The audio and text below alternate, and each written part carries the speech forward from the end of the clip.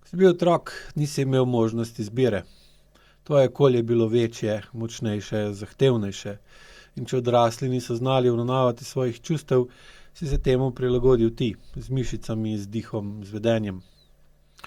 Postal si tih, priden, vedno pripravljen pomagati, ne iz karakterja, ampak iz potrebe. Tvoje telo je zaznalo, da so konflikti nevarni, da tvoja izraženost ogroža mir v prostoru in se je naučilo umika, zadrževanja, nepremičnosti. Danes to doživljaš kot osebnost, morda celo kot vrlino. A Ajku pristop jasno pokaže, to ni tvoja narava, to je rešitev, strategija preživetja zaklenjenega v držo in gibanje. Ko pride do napetosti, tvoje telo reagira isto kot nekoč, avtomatsko, brez tvoje zavesti. Ne gre za krivdo, gre za razumeti, da telo ne bere časa, ne pozna preteklosti ali prihodnosti. Pozna le občutek in če je napetost še vedno prisotna, pomeni, da preteklost še vedno deluje v tvojem živčnem sistemu.